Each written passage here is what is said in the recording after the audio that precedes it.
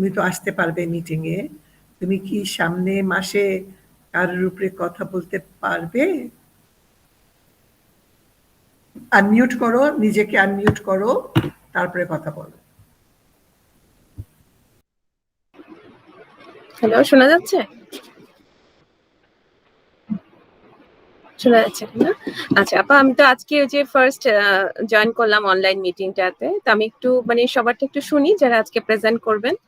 তো আমি তো ওই যে পূরবী বসুর উপরে করছি, তো আমি যদি নেক্সট মান্থের মধ্যে ওটা প্রিপারেশনটা নিতে পারি, তাহলে আপনাকে আমি জানাবো যে আমি আগামী মান্থে করছি কিনা আর কি প্রেজেন্টেশনটা। আমি চেষ্টা করবো একটা ঠিক আছে, হ্যাঁ পূরবী বসুর উপরে করো, কারণ আমার মনে হয় তুমি পাবে ওনার উপরে।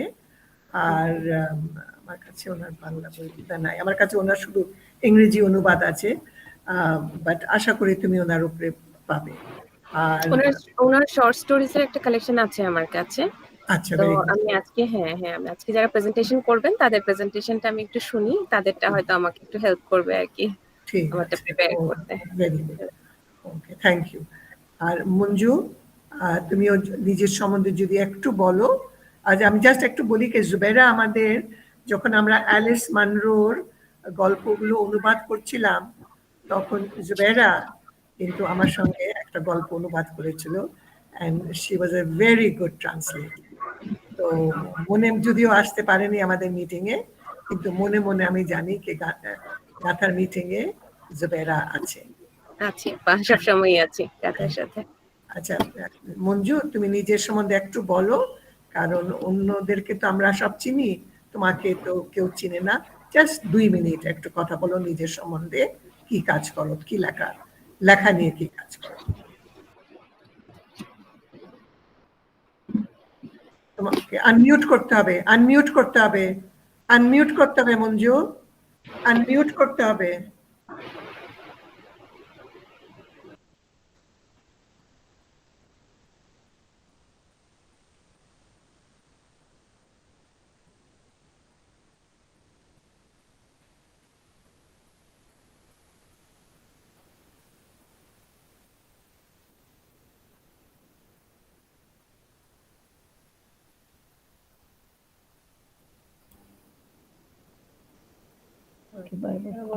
হ্যালো, হ্যাঁ এখন শোনা যাচ্ছে? এখন শোনা যাচ্ছে? আচ্ছা আচ্ছা, আমি তোমাকে এখন শুনতে পেলাম না। বলছি ভবিষ্যতে আমি রিসার্চটা আমি আমার বড় বোনের উপরেই করব, তারপর আরেকবার এসে তোমাদের সাথে কথা বলবো। এখন আমি আমার কথাটা বলছি 2 মিনিট। আমরা আমরা কবি গোলাম মুস্তাফার নাতনি হিসাবেই সারা বিশ্বে পরিচিত। আর আমি শিশুদের জন্য কাজ করি। I am a clinical psychologist by profession, মানে psychologist but in the clinical group. আমাদের টিচার ছিলেন সুলতানা জামান, আমাদের টিচার ছিলেন রওশন জাহান। তারা সবসময় আমাদের খুব ভালো শিক্ষা দিয়েছেন, এবং আমরা আমাদের শিক্ষাটা মানে বিলিয়ে দিতে চাই সবার মধ্যে। তো যেহেতু আমি বেশি কাজ করেছি children with special needs, like নেয়াজাপা সেড, উই কল দেম, না এখন তো চ্যালেঞ্জড চিলড্রেন বলা হয় তাদেরকে বেশি। আর শিশু আগে আসে, children with autism, children with Down syndrome. So we have to speak in that way, child comes first. তো আমি অনেকগুলো বই লিখেছি। এই কালকে আমার একটি নতুন বই বেরোবে, সেটার নাম কি চাই।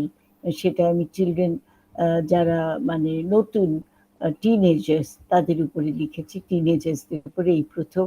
এর আগে আমি শিশুদের বই লিখেছি, 22 books are published so far, and I've got child with Down syndrome এর বই আছে আমার, কি হারালো বলে। এটা আমি জানি না দেখাতে পারবো নাকি। দেখা যাচ্ছে? দেখা যাচ্ছে নেয়াজাপা? আচ্ছা ঠিক আছে, আমি প্যালিয়েটিভ কেয়ারিং এর উপরে বইটা একটু বড় আছে, দেখাতে পারি। এটা প্যালিয়েটিভ কেয়ারিং এর উপরে বইটা দেখা যাচ্ছে। এটা নাম হলো একা ভাবলেই একা, এটা নতুন বেরিয়েছে। তো আমি চিলড্রেনদের স্টোরি টেলিং করি, তার মধ্যে আমি অনেক বছর থেকে স্টোরি টেলিং, আমি registered story teller in England, আর এখানে রেডিও টেলিভিশন সব জায়গাতে অনেক অনেক প্রোগ্রামস করেছি। আমার আরেকটা পরিচয় আছে টেলিভিশন প্রোগ্রামের ব্যাপারে। আমি মুস্তাফা মনোয়ার সাহেবের ভাগ্নি, সুতরাং আমি আর্টিস্টিক কিছু ব্যাপার নিয়ে লিখি, বাচ্চাদের সাথে গল্প করি সেজন্য। আর আমি এই যে বাচ্চাদের সাথে কাজ করি যারা কথা বলতে পারে না, হাঁটতে পারে না, ডিসেবলড চিলড্রেন, তাদের সাথে কাজ করে আমি খুব একটা রিওয়ার্ডিং ফ্যাক্টর আছে, আমি সেটা মনের শান্তিটা পাই। ওইটুকু শান্তি নিয়ে এগিয়ে যাই, আরো তাদের সমস্যা নিয়ে চিন্তা করি, ভাবি এবং বই লিখি। এটাই আমি করছি আপাতত। যেহেতু আমি নিজে খুব ডিসেবলড হয়ে গেছি, চোখে দেখছি না, আমার ডায়াবেটিক রেটিনোপ্যাথি হয়েছে, চোখে বেশি দেখতে পারি না, আর আমি হাঁটতেও পারি না, খুব কষ্ট হয়। তার মধ্যে চিন্তা ভাবনাটা করতে পারি আল্লাহর রহমে। আমার মাও লিখতেন, ফিরোজা খাতুন, উনি সমাজ সেবা করতেন, তাই আমি বেশি চিনেছি সমাজকে, সমাজের দুঃখ কষ্ট বেশি লক্ষ্য করতে শিখেছি। এটাই বলবো।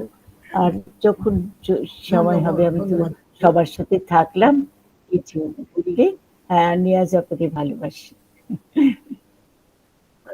ধন্যবাদ মঞ্জু, ধন্যবাদ। বলো। না, ধন্যবাদ বললাম মঞ্জু, ধন্যবাদ।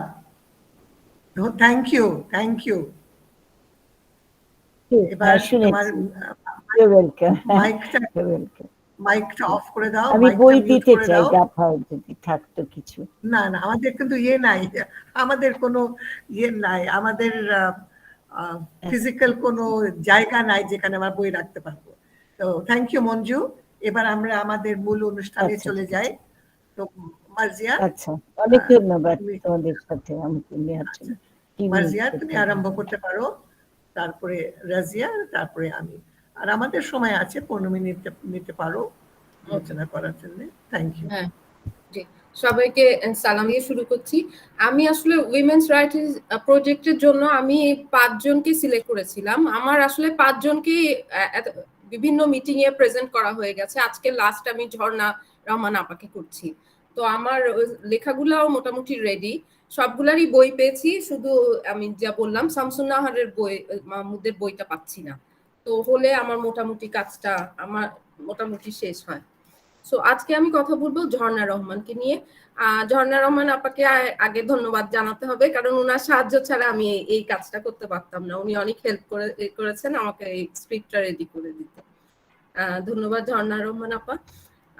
আমি শুরু করছি আমার প্রেজেন্টেশন। ঝর্ণা রহমান মূলত একজন কথা সাহিত্যিক, পাশাপাশি তিনি একজন কবিও। তবে তিনি একজন বহুমাত্রিক লেখক। গল্প, উপন্যাস, কবিতার পাশাপাশি প্রবন্ধ, নাটক, ভ্রমণ, শিশু সাহিত্য, গান, অনুবাদ, সম্পাদনা সব শাখাতেই তার বিচরণ। 70 দশকের শেষার্ধ থেকে তিনি লেখালেখি চর্চা শুরু করেন। এরই ধারাবাহিকতায় তিনি 1980 সনে ছোট গল্পে বাংলাদেশ পরিষদ 21 সাহিত্য পুরস্কার লাভ করেন। তখন থেকেই তিনি বিশিষ্ট গল্পকার হিসাবে বোদ্ধামহলে পরিচিত হয়ে ওঠেন। কিংবদন্তি সাহিত্য সম্পাদক কবি আহসান হাবিবের আবিষ্কার এই কথাশিল্পী। 80 দশকের শুরুতে তার বেশ কিছু গল্প কবি আহসান হাবিব দৈনিক বাংলার সাহিত্য সাময়িকীতে প্রকাশ করেন। উপন্যাসে তিনি জীবন ঘনিষ্ঠ সময়ের রূপকার।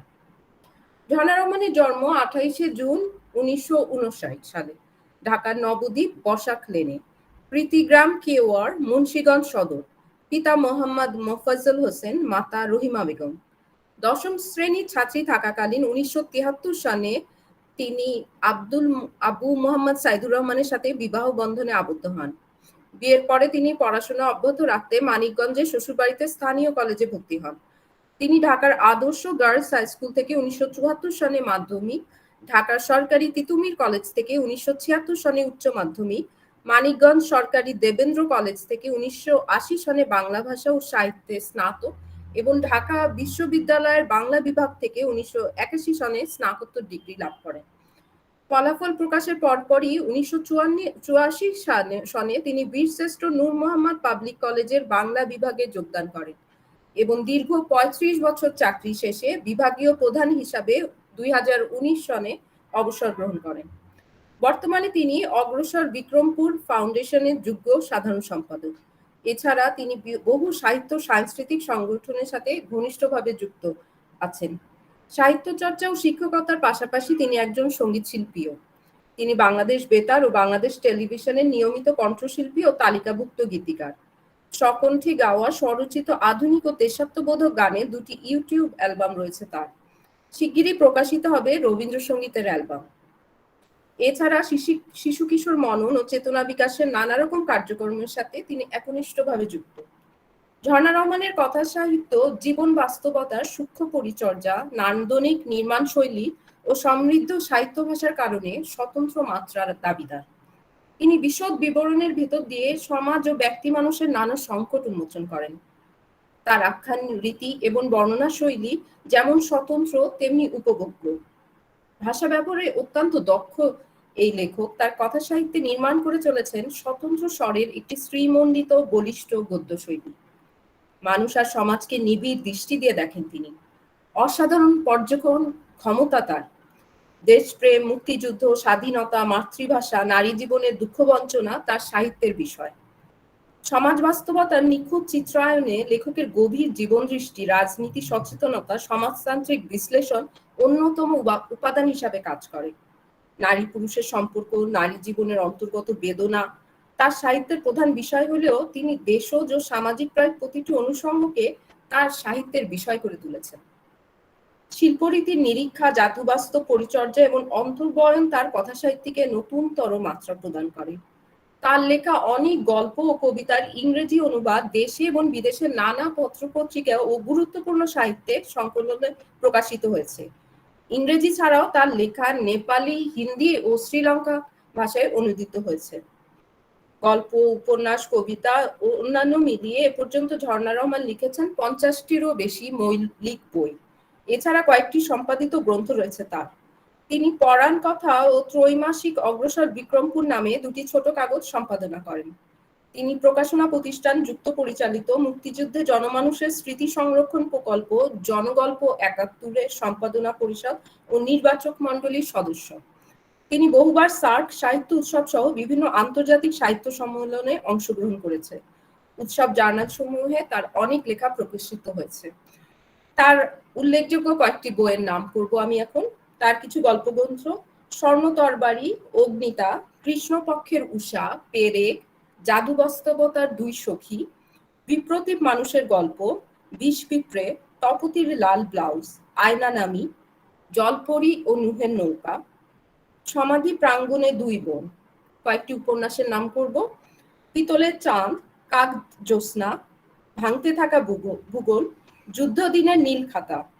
কয়েকটি কাব্য: চন্দ্রদহন, দহন, উড়ন্ত ভায়োলিন, হরিত রেহেলের হৃদয়, বৃদ্ধ রাজকুমারী একটি নাটক, আমরা যখন নেপালে একটি ভ্রমণ কাহিনী, রবীন্দ্রনাথ সেজুতি একটি প্রবন্ধ। লেখালেখির জন্য তার প্রাপ্ত কয়েকটি উল্লেখযোগ্য পুরস্কারের নাম করব: বাংলাদেশ পরিষদের 21শে সাহিত্য পুরস্কার পেয়েছেন 1980 সালে, পূর্ব পশ্চিম সাহিত্য পুরস্কার 2017, বাংলাদেশ নারী লেখক সোসাইটি নূরজাহান বেগম পদকে ভূষিত হয়েছেন 2021 সালে, বাংলাদেশ রাইটার্স ক্লাব সাহিত্য পুরস্কার 2020, অনন্য সাহিত্য পুরস্কার 1427, বাংলা একাডেমি সাহিত্য পুরস্কার লাভ করেছেন 2021 সালে। আমি তার একটি গল্পগ্রন্থ জলপরি ও নুহের নৌকা, এটি থেকে একটি গল্প নির্বাচন করেছি। এটি একটা অসাধারণ টাইটেল। গল্পটির নাম হচ্ছে একটি বিহ্বল বাগান পেরিয়ে আমরা ঘরে ফিরে আসি। গল্পটি নিয়ে আমি খুব সংক্ষিপ্ত একটু আলোচনা করছি। গল্পটি একঝাঁক মধ্যবয়স্ক পরন্ত বয়সের মহিলাদের জীবনের মহিলা নিয়ে এইসব মহিলারা জীবনে নানা চড়াই উতরাই পার হয়ে এসছে। গল্পটির বক্তা যে প্রোটাগনিস্ট বিথি, সে 50-এর কাছে বয়স। তার অসুস্থ ছোট ভাইকে হাসপাতালে দেখে লম্বা জার্নি করে সে যখন বাসায় ফিরছিল তখন সে একটা ফোন পায়। তার রুকু আপা, তাদের বন্ধু সম্পর্কে, সে তাকে আমন্ত্রণ জানায় একটি দাওয়াতে। বিথি ক্লান্ত নিমরাজি হয়েও সে আমন্ত্রণ রক্ষা করে। একটি গেস্ট হাউসে সবাই মিলিত হয়েছে। যদিও সবাই এখানে আসার উদ্দেশ্যে রুকু আপাকে সহানুভূতি জানানো, রুকু আপার স্বামী দীর্ঘ 4 বছর প্যারালাইসিসে ভুগে মারা গেছে। রুকু আপা এই 4 বছর অক্লান্ত সেবা করেছেন তার স্বামী। রেহানা আর বিথি ছাড়া সবাই এইখানে সিঙ্গেল, কারো স্বামী মারা গেছেন, কেউ ডিভোর্সি। কলকাতা থেকে এসেছেন সুপ্রতিদি। সুপ্রতিদির সাহস দেখে বাংলার মহিলারা প্রীত হন। সুপ্রতিদি ডিভোর্সি, তিনি আর বিয়ে করেননি, তবে তিনি এখন সুরঞ্জন নামে একজন ভদ্রলোকের সাথে লিভ টুগেদার করছেন। রুকু আপা স্বামীর মৃত্যুতে সমবেদনা জানাতে সমবেত হলেও সবাই সে কথা ভুলে বিভিন্ন গল্পে মেতে ওঠে। রাত ঘনিয়ে আসে, বিথির বাড়ি থেকে তার স্বামীর ফোন আসে। এত রাত পর্যন্ত বিথি বাইরে থাকার জন্য তার স্বামী একটু বিরক্ত প্রকাশ করে। মাহবুব আপা বিথির সমস্যা বুঝে এগিয়ে আসেন, বলেন বিথির ঘরে ফেরা দরকার। ঘরের নাম বলার সাথে সাথেই সবারই মনে পড়ে গেল যে তাদের সবারই কাজ আছে। কিছুক্ষণ এইসব মহিলারা আনন্দ খোঁজ গল্পে বেশ কিছুটা আনন্দ সময় কাটালো, কিন্তু এখন হাজারো দায়িত্ব যেন তাদেরকে ঘরে টানছে। তাদের এখন সবারই ঘরে ফিরতে হবে, মজলিস ভাঙ্গার সময় হয়ে গেল। রুকু আপার হঠাৎ তার স্বামীর কথা মনে পড়ে গেল, যে তিনি বললেন স্বামী তাকে ফোর্স রিটায়ার করে মারা গেলেন, চলে গেলেন। এখন কেউ নাই তাকে ওষুধ খাওয়াতে হবে, রাতের খাবারের জন্য তাড়া দিবে। এই গল্পটা পড়ে আমার মনে হচ্ছে দাম্পত্য কি তাহলে শুধুই অভ্যাস? একটা সময় আসে যখন প্রেম ভালোবাসা থাকে না, শারীরিক সেই আকর্ষণ থাকে না, একটা অভ্যাসে পরিণত হয়। তারপর যখন সেই সঙ্গীটা চলে যায় বা বিচ্ছেদ হয়, তখন আমরা কি আসলে হাহাকার করি সেই সঙ্গীর জন্য, না আমাদের অভ্যাস জীবনে একটা রুটিনে বাধা পড়ে সেটার আমরা বেশি আসলে কষ্ট পাই? তো ঝর্ণাপার সব আমার লেখাগুলোর মধ্যে আমি যেটা খুব আকর্ষণ করে যে এই মহিলাদের এই ভিতরের যে কষ্টগুলা উনি এত সুন্দর করে ফুটিয়ে তুলেন। আমি এখন মূল গল্প থেকে কিছু অংশ পড়ে শোনাবো। আমি মূল গল্পে চলে যাচ্ছি। গল্পের টাইটেলটা আমি আরেকবার বলছি, অসাধারণ একটা টাইটেল। একটি বিহ্বল বাগান পেরিয়ে আমরা ঘরে ফিরে আসি। আমি মূল গল্পতে চলে যাচ্ছি। গল্পের পর গল্প, ঝাঁকঝাঁক ফড়িংয়ের মতো গল্পেরা ফিনফিনে পাখনা মেলে উঠতে থাকে। সে গল্পের কোথাও কোনো শোক নেই, দুঃখ নেই, হা হুতাশ নেই। স্মৃতিময় নানা ঘটনার মধ্যে হাসির মতো হালকা চালে সাঁতরাতে থাকি আমরা। হাসি, কৌতুক, আনন্দ উছলে পড়তে থাকে। কথায় কথায় আমরা ঘর কাঁপিয়ে হেসে উঠি। দু একবার আমার অস্বস্তি লাগে, অপাঙ্গে তাকায় রুকু আপার দিকে, কিন্তু রুকু আপার মধ্যে কোনো বিমর্ষ ভাব না দেখে হাঁপ ছেড়ে বাঁচি। এর মধ্যে শ্যামা আবার গান শুরু করলো। শ্যামার কণ্ঠ অসাধারণ পরিশীলিত এবং মার্জিত। আমি কি গান গাবো যে ভেবে না পাই। মাখন গালা ঘরটা সুরের জাদুতে অন্যরকম হয়ে উঠে। আমরা কারো অনুরোধ ছাড়াই আপন মনে শ্যামার সাথে গলা মেলায়। রুকু আপা তার নেয়ার 70 ভাঁজ পড়া গলার ভিতর থেকে কান্না ভাঙ্গা ধ্বনির মতো লুকানো কণ্ঠ বের করে আনেন। গলা ছেড়ে গেয়ে উঠেন পুরানো সেই দিনের কথা। তারপর একের পর এক কোরাসে ভেসে যায় ঘর। আমার মোবাইল ফোনটা বেজে উঠে। নাজমুল, আমার স্বামী ফোন করেছে। আমি জানি আমার যাওয়ার আগ পর্যন্ত নাজমুল ঘুমোবে না, ঘর বারান্দা করবে আর মনে মনে ফুলতে থাকবে। স্ত্রী দেহ পাশে না পেলে নাজমুলের রাতে ঘুম আসে না। সকালেও যতক্ষণ আমি পাশে ততক্ষণই নাজমুল বিছানায়। আমি 5টায় উঠলে নাজমুলের ঘুমও 5টায় শেষ। আমি 9টা তক বিছানায় থাকলে ও 9টা তক শয্যায় গড়াবে। রুকু আপা ফোনটা লক্ষ্য করলেন, বলেন, বাসা থেকে? তোমার স্বামী কি রাগ করছেন? আমি বলি, না, কখন আসবো কিভাবে আসবো সেই খোঁজ নিল। মাহমুদা আপা বললেন, বিথির বর খুব কেয়ারিং। সুপ্রীতি বলেন, এটা ভালো, তবে কখনো কখনো স্বামীরা কেয়ার করার নামে বইয়ের খোঁজ নেয়, সে কোথায় আছে কি করছে। আমার স্বামীও কেয়ারিং ছিলেন, 1 ঘন্টার মধ্যে 3বার ফোন করতেন। প্রীতি কোথায়, প্রীতি লাঞ্চ করেছো, প্রীতি আজ আর পেশেন্ট দেখো না, শরীর খারাপ করবে। এমন বহুদিন গেছে, দেখা গেছে শেষ বিকালে চেম্বারে পেশেন্ট ঠেলে ঢুকে যাচ্ছে সুরেশ। আমার প্রতিটি মুহূর্ত যেন কিনে নিয়েছিল। যাকগে, ডোন্ট মাইন্ড বিথি, এটা জাস্ট আমার ওপিনিয়ন, কোনো জাজমেন্ট নয়। মাহমুদা আপা একটু প্রশ্রয়ের নজরে আমাকে দেখে। না, সত্যি বিথির বাসা ফেরার দরকার। সারাদিন বাইরে, চিন্তা তো করবেনই। আমিও উঠবো রুকু, আমার বড় মেয়েটার অ্যাডভান্স স্টেজ আমার কাছে আছে। এতক্ষণ আমার বাইরে থাকা ঠিক না, কখন কি হয়। কোনো সমস্যা হলে শেষে জামাই মেয়েকে দুষবে। উঠি। তারপর দেখা গেল প্রত্যেকেরই একটা না একটা গুরুতর সমস্যা আছে। এতক্ষণ সবাই সেসব ভুলে থেকেছিল। আমি এখানেই শেষ করব। ধন্যবাদ সবাইকে। Okay, thank you, Marzia. Thank you so much. তো জুবেরা, যেটা আমাদের জুবেরা, তুমি একটু খেয়াল করলে কে প্রথমে মার্জিয়া ঝর্ণা রহমানের একটু জীবনী দিল, তারপরে তার লেখার সম্বন্ধে একটু কথা বলল, তারপরে যে গল্প বেছে নিয়েছে তার সম্বন্ধে একটু কথা বলল, তারপরে ওই গল্পটাই তো আমরা এই বইয়ের মধ্যে ইনক্লুড করবো, তাই তো?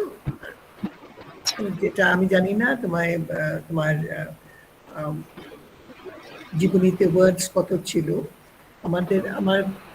আমি সাজেস্ট করেছিলাম 500 থেকে 1000 জীবনীর জন্য, 500 থেকে 1000 ওয়ার্ড জীবনীর জন্য রাখবে। আর ছোট গল্প হলে পুরোটা দেওয়া হবে, আর উপন্যাস যদি হয় বা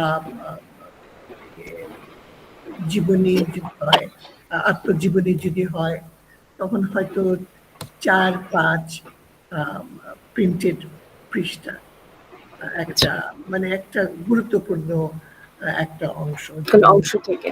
হ্যাঁ, যেমন মার্জিয়া সঞ্জিদা খাতুনের শান্তিনিকেতনের দিনগুলির উপরে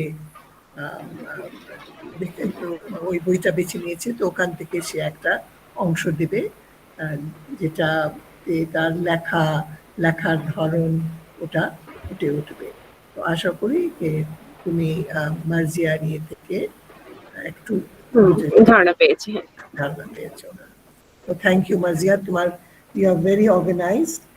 আর আমি অন্যদেরকে অনুরোধ করব, যেমন তুমি তো আমাকে একটু কথা বলতে পারবো? হ্যাঁ, জাস্ট ওয়ান সেকেন্ড, আমি একটা জিনিস বলে তোমাকে দিচ্ছি, যেহেতু তোমার উপরে কথা বলেছে। মার্জিয়া আমাকে তার লেখাটা পাঠিয়েছে, যা যা লিখেছে, আমি আবার ওটাতে কিছু কমেন্ট করে ফেরত পাঠালাম। আফরোজাও আমাকে তার লেখা পাঠিয়েছে, আমি ওটা কমেন্ট করে পাঠাই নাই। আশা করি সামনে মাস বা সামনে মাস তো রোজা, তারপরের মাস থেকে আমরা একসঙ্গে মিলিত হতে পারবো ফিজিক্যালি, তাহলে একটু সুবিধা হবে একটু এক্সপ্লেন করা কি করা যায়, কি করা যেতে পারে। তো thank you so much Marzia, তোমার লেখাটা পাঠাবার জন্য। এবার ঝর্ণা কিছু বলতে চাচ্ছে। হ্যাঁ ঝর্ণা, বলো। আপা অনেক ধন্যবাদ। আসসালামু আলাইকুম। আমি তো ভেবেছিলাম আজকে গাঁথা আসরে উপস্থিতি হতে পারবো না, আমার কণ্ঠটা একদম বন্ধ ছিল আজকে 3 দিন ধরে। বিকেল থেকে একটু এতটুকু আমি কথা বলতে পারছি, সেজন্য উপস্থিত হলাম। তো আমার সৌভাগ্য যে দেখলাম যে মার্জিয়া উপস্থিত আছে এবং আমাকে নিয়ে রচনা করছে স্ক্রিপ্ট, সেটি পড়লো। অনেক ধন্যবাদ মার্জিয়া। আর এখানে যারা উপস্থিত আছেন, মঞ্জু আপার কথা শুনছিলাম এবং অন্যান্য যারা আছেন, রাজিয়া আপা, জোবাইরা, নাসরিন আপা, তাসনিম মাহবুব, আপনাদের সবাইকে আমার সালাম শুভেচ্ছা জানাচ্ছি। নিয়াজ আপাকে তো আছে। আমার কথা কি শোনা যাচ্ছে নিয়াজ আপা? আচ্ছা, আমি প্রথমে মার্জিয়াকে দুটো সংশোধন বলবো। একটা হলো, আমি যে দুটো লিটল ম্যাগাজিন করি, তার একটার নাম পরাণ কথা না, হ্যাঁ, বসানোর মধ্যে আকার নাই। আচ্ছা, আর দ্বিতীয়, তুমি যে গল্পটা পড়েছো সেখানে যিনি লিভ টুগেদার করেন সেই নারীটির নাম সুপ্রতি না। হ্যাঁ, এই দুটো সংশোধন। আর আমি একটুখানি কথা বলবো এই গল্পটা নিয়ে, মার্জিয়া যতটুকু একটু মূল্যায়নধর্মী কথা বললো সেটার উপরে। মার্জিয়া গল্পটির নাম হলো একটি বিহ্বল বাগান পেরিয়ে আমরা ঘরে ফিরে আসি। এই গল্পটি সম্পর্কে মার্জিয়া যে বিশ্লেষণটুকু করেছে সেটা ঠিক আছে, কিন্তু সেটা অংশ বিশেষ। মানে এখানে এক দল নারী আছেন, তাদের প্রত্যেকের যদি একজন করে ধরি তাহলে মার্জিয়ার বিশ্লেষণটা ঠিক, যে আমাদের নারীদের দাম্পত্য আছে, তাদের সংসার আছে, সেগুলোর মধ্যে একসময় অভ্যস্ততার মধ্যে দাঁড়িয়ে যায়। অভ্যস্ততায় কি সব নাকি, এটুকু এই ধরনের বলেছেন মার্জিয়া। কিন্তু এই গল্পের মধ্যে আমার যে সেন্সটুকু কাজ করেছে সেটুকু আরো গভীরে। সেটা হচ্ছে যেখানে রুকু আপার স্বামী মারা গেছে এবং তাকে সহানুভূতি জানানোর জন্য তার একজন প্রবাসী বন্ধু সুপ্রীতি দি তিনি বাংলাদেশে এসেছেন এবং এই ঘটনাটিকে কেন্দ্র করে আরো কয়েকজন রুকু আপার বন্ধুরা একত্রিত হয়েছে। মূল কাজ কিন্তু রুকু আপার দুঃখময় ঘটনাটির জন্য তাকে সমবেদনা জানানো।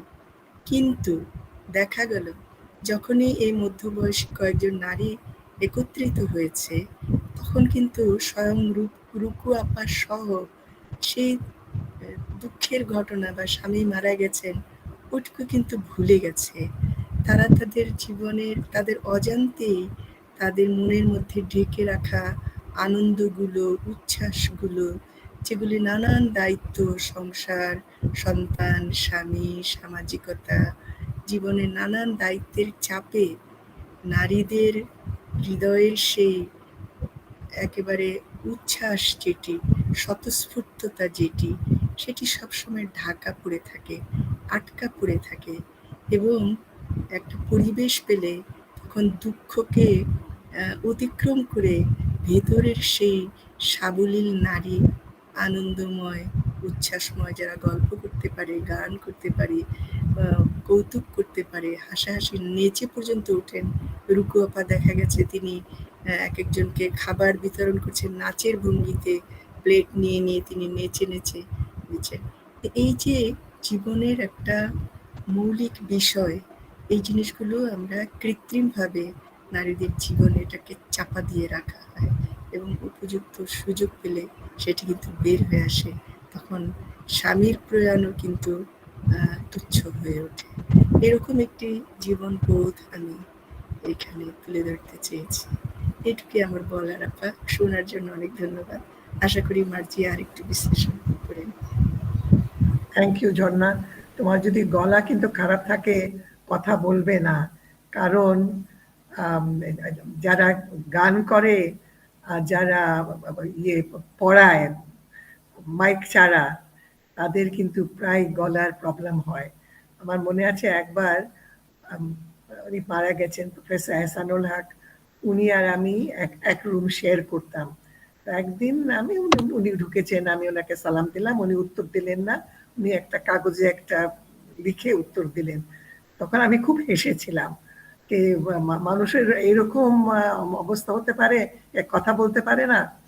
তার ঠিক এক সপ্তাহ পরে আমার একই দশা, আমি কথা বলতে পারি নাই।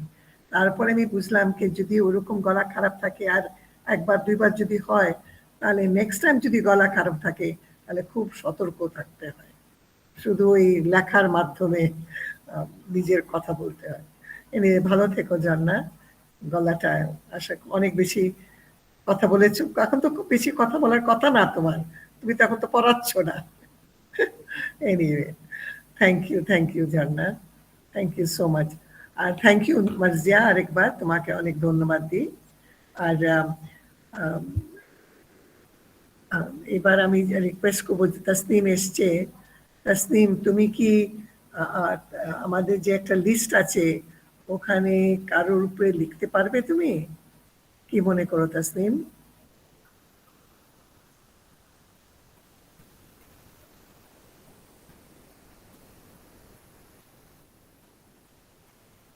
এনিওয়ে, তাসনিম মিউট আছে। এনিওয়ে, আমাদের তাহলে আমরা এখন রাজিয়া সুলতানার কাছে চলে যাই। রাজিয়া সুলতানা আজকে ফিরদৌসী পরিভাষিনীর উপরে কথা বলবে। Razia. Thank you, Appa. Assalamu alaikum. Shubha Shanda, everybody. Okay, first, আমি প্রথমে ওর বায়োটা একটু পড়ে দেই। আমি বায়োটা ইংলিশে লিখেছি। আমি ট্রান্সলেশন করছি, কিন্তু আমার ট্রান্সলেশনটা এখনো শেষ হয়নি, একটু সময় লাগবে, বোধহয় আর 2-3 দিন। সো আমি ইংলিশটাই পড়ে যাচ্ছি। ইটস অ্যাবাউট 700 ওয়ার্ডস। আমি চাচ্ছিলাম 500-600 ভিতরে রাখতে, তো এখন দেখা যাক, কিছু যদি মনে হয় বাংলাতে ট্রান্সলেশন করার পরে যদি মনে হয় কি ঠিক আছে তাহলে এটাই রাখবো, আর যদি মনে হয় বেশি লম্বা হয়ে গেছে একটু কেটে ফেলবো। না, it's all right, Razia. Up to 1000 is all right. আমি ইয়ে করছি। আচ্ছা, তারপরে আমি যেটা করব, আমি ওর ওনার বই থেকে পড়বো না, বাট আই উইল গিভ, আমি ওটাকে নিজের ভাষায় একটু বোঝাবো আমি কি চুজ করেছি। ওখান থেকে চুজ করতে আমার একটু সমস্যা হয়েছে এই জন্যে যে শুরু first half of the book is about her life growing up. A little, I mean, not very interesting, but মজার জিনিসও আছে, anecdotes আছে ওখানে, মোটামুটি সুইট একটা ইয়ে আছে। কিন্তু মাঝামাঝি থেকে যখন 1971 তখন এই সব ইয়ে হয়, I mean the torture on her life. তা আমি ভাবলাম যে একটা এখন শুরু থেকে দেব, ইনোসেন্ট আছে, পিওর আছে, ক্লিন আছে, বা তারপরে ভাবলাম কি এটা ঠিক হচ্ছে না, বিকজ উনি she fought for the Birangonas, and she fought for women's empowerment, and I think she wanted this part of her story to be told. এটা নিয়ে সে ইয়ে করতে চাচ্ছেন, চাপা দিতে চাচ্ছিল না, she wanted it to come forward. তো আমি ওখান থেকে যখন প্রথম ওনার কিভাবে পুরো ঘটনাটা শুরু হয় ওখান থেকে আমি চুজ করেছি about 4-5 pages. ওটা আমি জাস্ট এটাতে এসে যাবে, আমি আর পড়বো না বাংলাটা। ওকে, so Firdausi Priyobhashini. Firdausi Priyobhashini was born on 19th February 1947 in Khulna, Bangladesh, to Roshan Hasina and Syed Mahbubul Haq. She was a Bangladeshi sculptor and the first woman to publicly announce that she was a Birangona, war heroine, a term coined by the new Bangladeshi government for rape victims of the Liberation War of Bangladesh in 1971. She was the eldest of 11 children and lived with her maternal grandfather, Advocate Abdul Hakim, an eminent politician. When he moved to Dhaka with his family in 1952, so did she, and started her schooling at Tikatoli Nadi Shikha Mandir. When her grandfather and his family moved to Mintu Road, she joined Siddheshwari Girls' School. The headmistress there at that time was Shahid Janani Jahanara Imam. Firdausi then went on to Khulna Pioneer Girls' School, from where she passed her SSC. She did her HSc and bachelor's degree from Khulna Girls' College. Firdausi Priyobhashini married at an early age, but due to financial problems, ended up working in a jute mill to make ends meet. The marriage, however, did not last, and in 1971, at the age of 24, she separated from her husband. On the pretext of being a witness to a murder, the Pakistani army took her for questioning several times. Each time, she was sexually assaulted by one or more officers of the Pak army. She was told her life would only be spared if she signed a contract stating that every time a car was sent for her, she would have to come in for questioning. Priyobhashini married Asanullah Ahmad in 1972, but spent many years in seclusion after the war. Gradually, she began to rebuild her life. From 1977 to 1998, she worked in a number of organizations such as UNDP, UNICEF, FAO, and the Canadian Embassy. For some time, she also took up teaching. Eventually, she turned her attention to creating works of art. She began picking up the city's refuse, discarded leaves, twigs, driftwood, roots, burnt wood, and other objects of no use to anyone, and symbolically transferred them into works of art worthy of being appreciated. She had a number of exhibitions which brought her fame and renown. Her works were exhibited in more than 16 art galleries. Despite the fact that she had no formal training, she came to be considered a prominent artist in Bangladesh. As a social activist, Firdausi Priyobhashini was at the forefront of any liberal movement and people's struggle.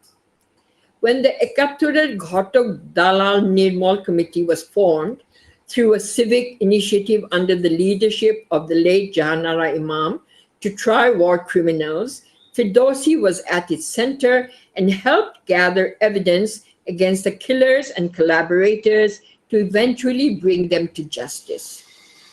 She was a strong advocate for women's rights, gender equality, and women's empowerment in general, and the rights of Virangonas in particular. She led a campaign to create awareness of what hundreds of thousands of Bangladeshi women had endured during the 9-month-long liberation war.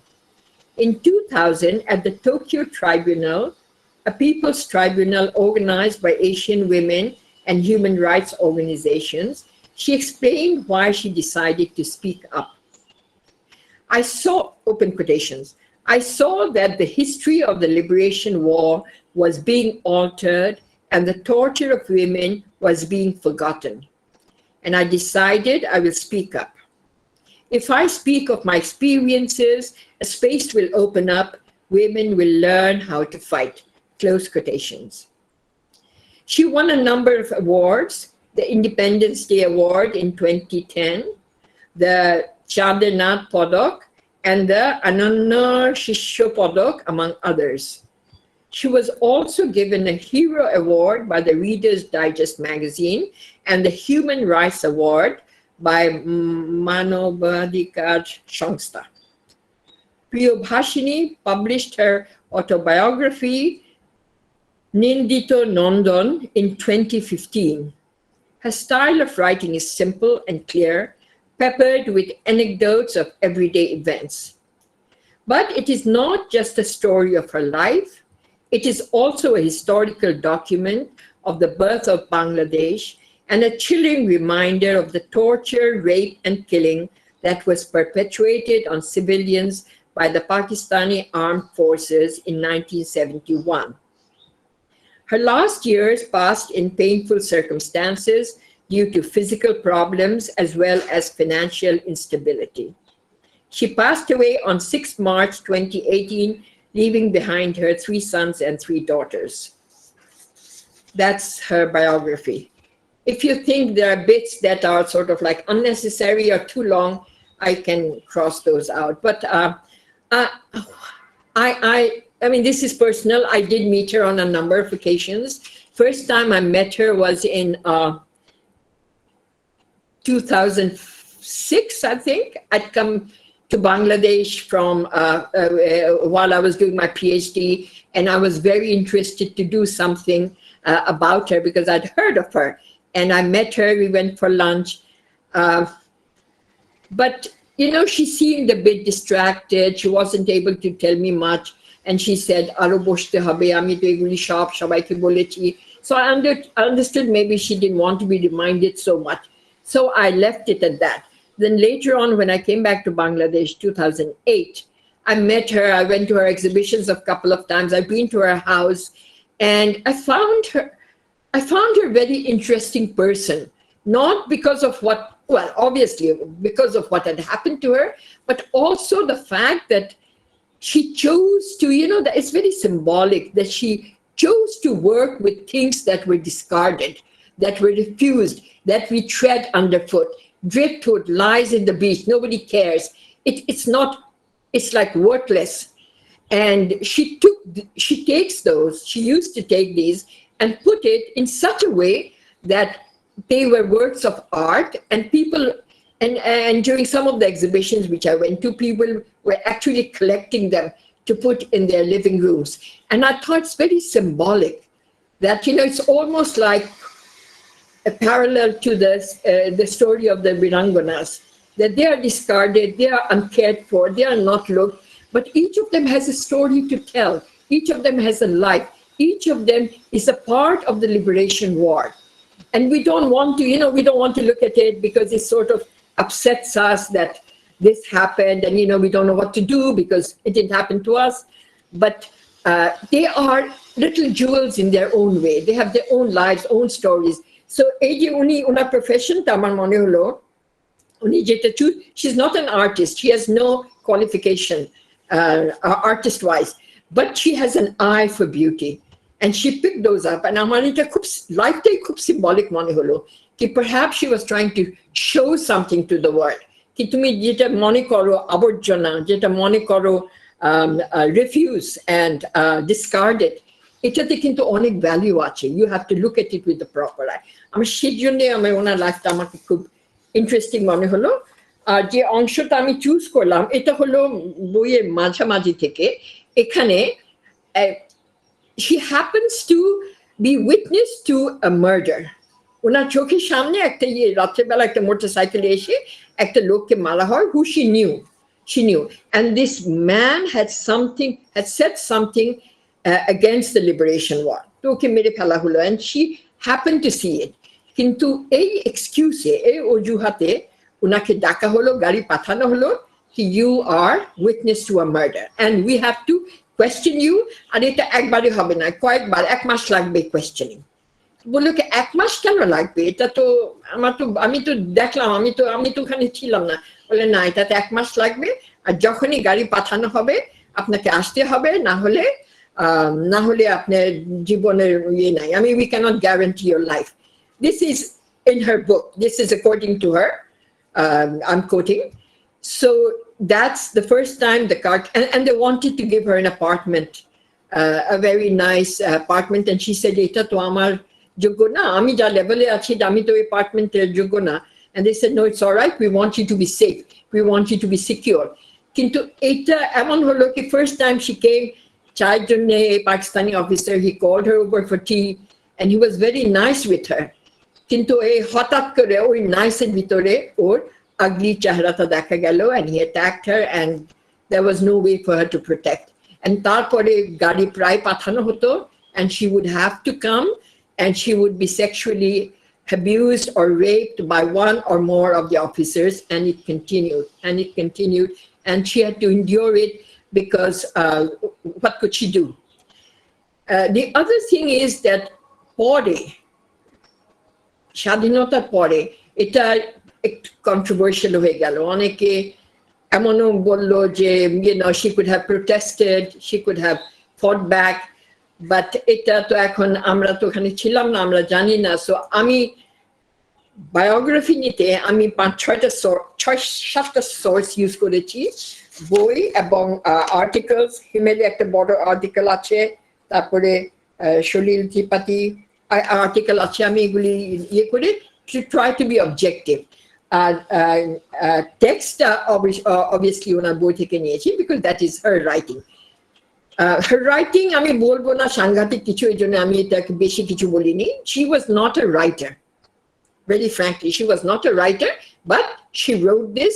She wrote a memoir, and I'm glad she did it, because it is one very interesting woman's life story during the liberation war.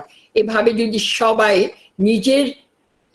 নিজের মেমোয়ারটা ওই সময় লিখতো, we would have a good grasp of what happened, because আমরা তো জানি না, and এটা Niazapa জানেন, there is one, I don't know if you've heard of Comfort Women, South Korean.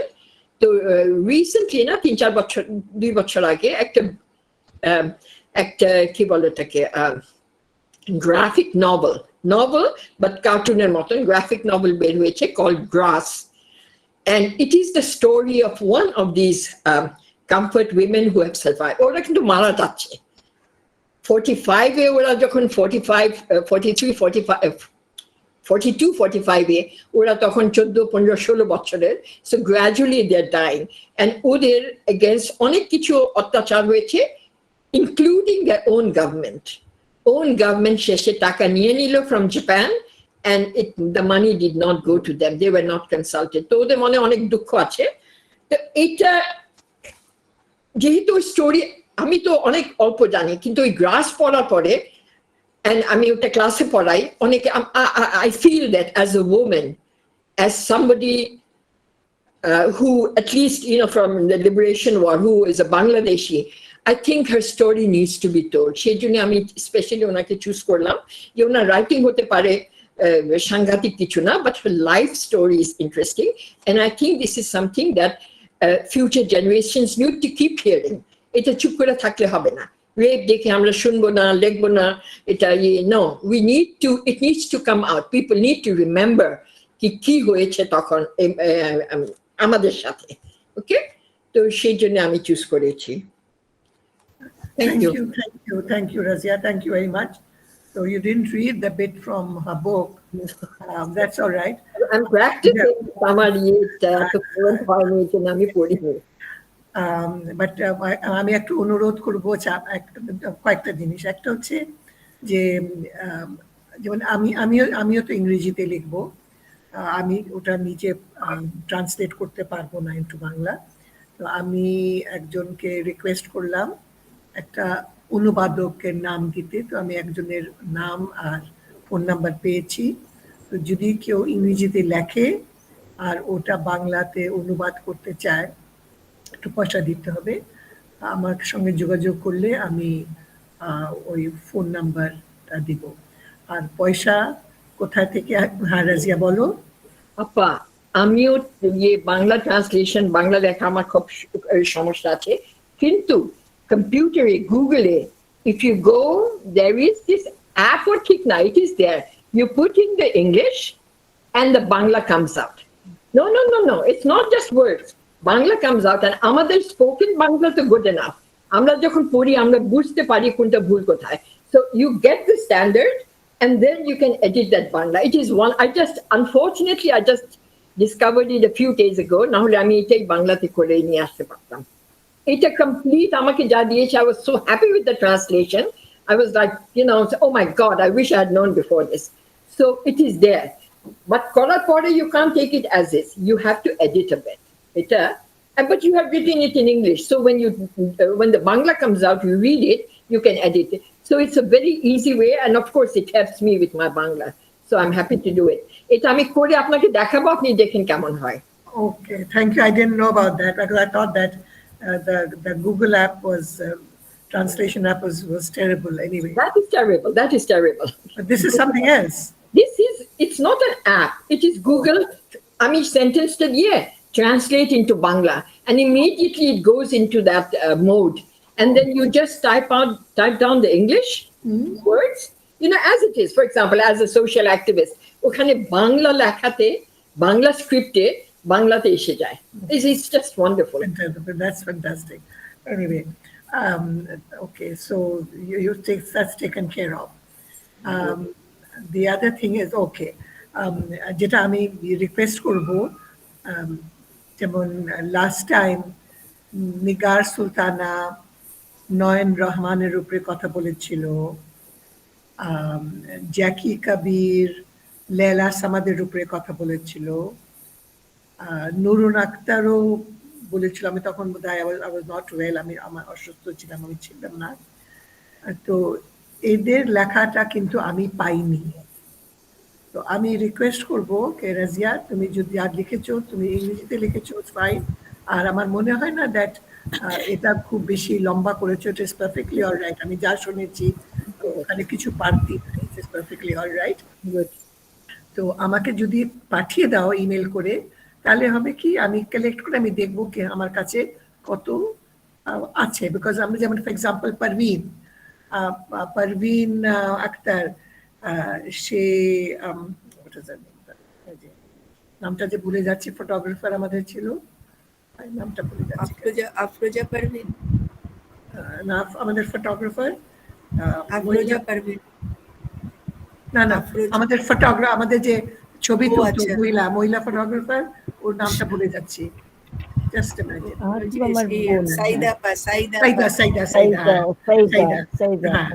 Parvin, যেমন ফর এক্সাম্পল পারভিন খুব সুন্দরভাবে একটা প্রেজেন্টেশন দিল আমাদেরকে, পাওয়ার পয়েন্ট সহ দেখালো, ভালো করলো। আমি তাকে রিকোয়েস্ট করলাম কি পারভিন, তুমি যা লিখেছো ওটা তুমি লেখার মাধ্যমে আমাকে যদি পাঠিয়ে দাও, ওর জীবনী আর তার লেখা থেকে একটা অংশ যদি পাঠাও, তাহলে একটা আমাদের হয়ে যায়। কিন্তু পারভিন তো তারপর থেকে গায়েব হয়ে গেল। আমিও জাহানারা আপারটা লিখেছিলাম, পাঠিয়ে দেবো আপনাকে,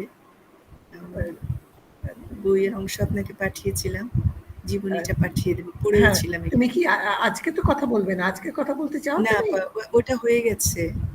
না, না জাহানা নরসিমের উপরে হয়ে গেছে যে আপা বলেছিলাম ওটা এর ওটা আগে সেদিন আমি হ্যাঁ ছিলাম না আপনি আচ্ছা ছিলেন না যে তাহলে আপা তুমি ওটা আমি যদি পাঠিয়ে দাও তাহলে আমাদের আস্তে জি আস্তে আপা পাঠিয়ে পাইল দিলাম আপ হয়ে যাবে হ্যাঁ জি আপা আর আর আর যেটা আছে আম, যেমন আমরা তো একটা বাংলা করতে চাচ্ছি আর একটা ইংরেজি করতে চাচ্ছি তো যারা বাংলা করছে এক্সাম্পল যদি কাউকে পাও যে ইংরেজি করে দেবে তাহলে ভালো যে ইংরেজি করছে বাংলা করে দাও ওটা ভালো যেমন আমি ইংরেজিতে করব তারপরে আমি একজনকে দিয়ে এটাকে বাংলা করে দেব তো হয়তো একটা আগে হবে একটা পরে হবে কিন্তু আমরা দুটা পাশাপাশি করতে চাই একটা ইংলিশ ভার্সন আর একটা বাংলা ভার্সন তো ঝর্ণারও হয়ে গেছে তো আমাদের বেশ কয়েকটা হয়ে গেছে আমি যেটা ভাবছি কি যদি আমাদের 50টা হয়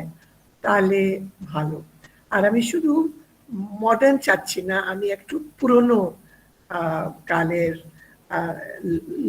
লেখিকাদেরকে চাচ্ছি কারণ ওদের কথা তো মানুষ ভুলে যাচ্ছে পাওয়াও তো খুব কঠিন কিন্তু ওটা না হলে এটার কোনো মূল্য হবে না এখন মাশরুফা তো কয়েকজনকে নিয়েছে আমার মনে হয় 5 জনকে নিয়েছে তো আশা করি মাশরুফা তুমি সামনে বার কথা বলবে আর কার উপরে কথা বলবে তুমি আমাদেরকে যদি জানিয়ে দাও তাহলে ভালো আচ্ছা আপা আজকে আমি আনোয়ারা সৈয়দ হককে নিয়ে আলোচনা করতে পারি তো আমি প্লিজ এখনো করো বাড়িতে আমি আছি খুব আমি একটু পারবে আমি প্লিজ রিড করো আউট করি আচ্ছা প্লিজ করো খুবই আচ্ছা খুশি হব তাহলে তোমার আচ্ছা হয়ে যাবে তাহলে একটা ঠিক জিনিস আছে হয়ে গেল ঠিক আছে জি আপা ওকে আমি বলছি তাহলে আপনারা ওকে শুনুন শুনছি ওকে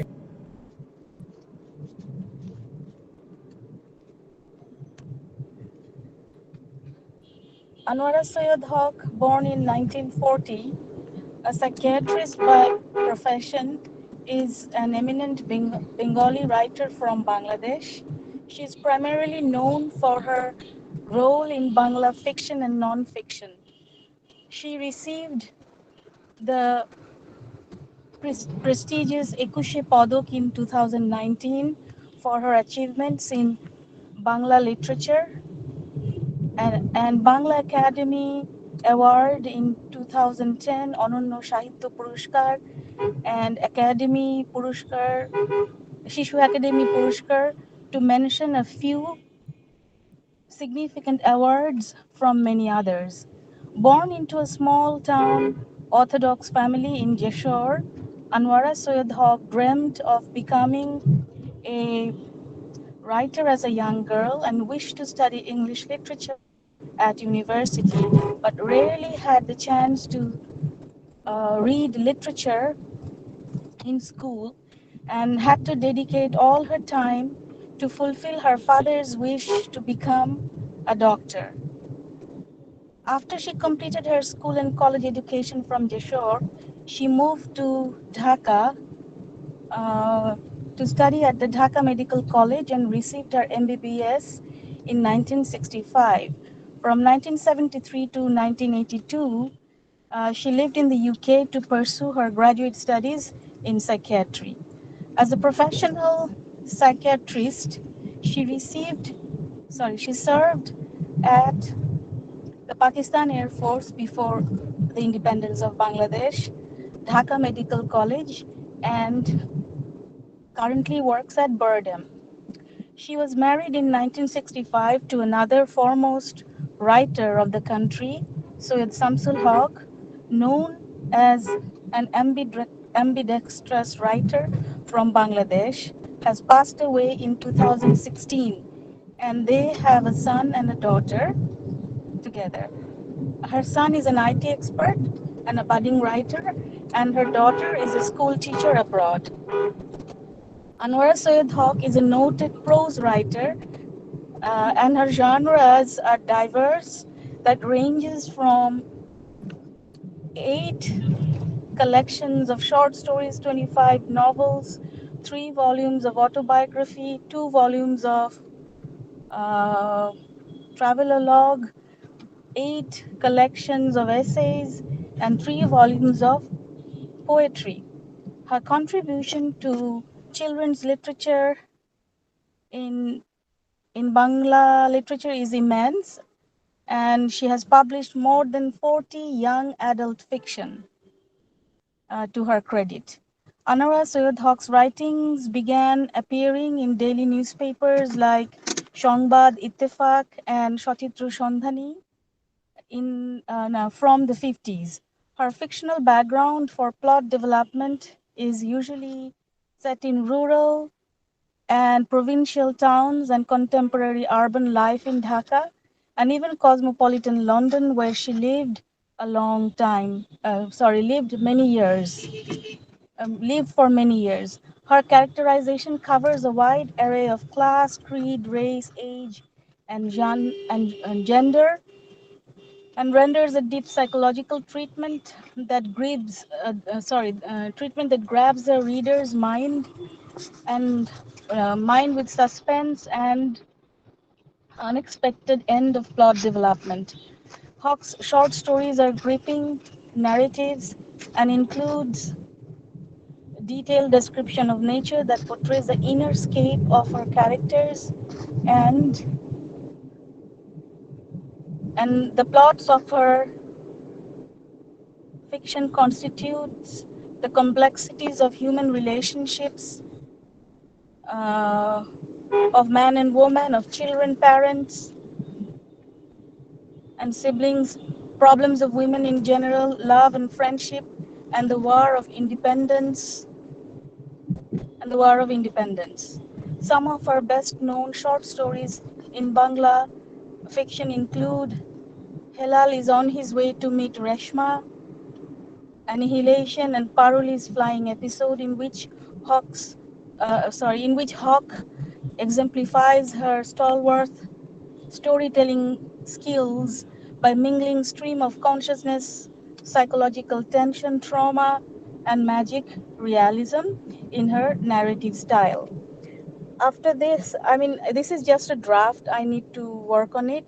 I'm going to give one of her short stories because I think that her short stories are the best. I'm not sure about what sample writing I will give. So maybe we can discuss that.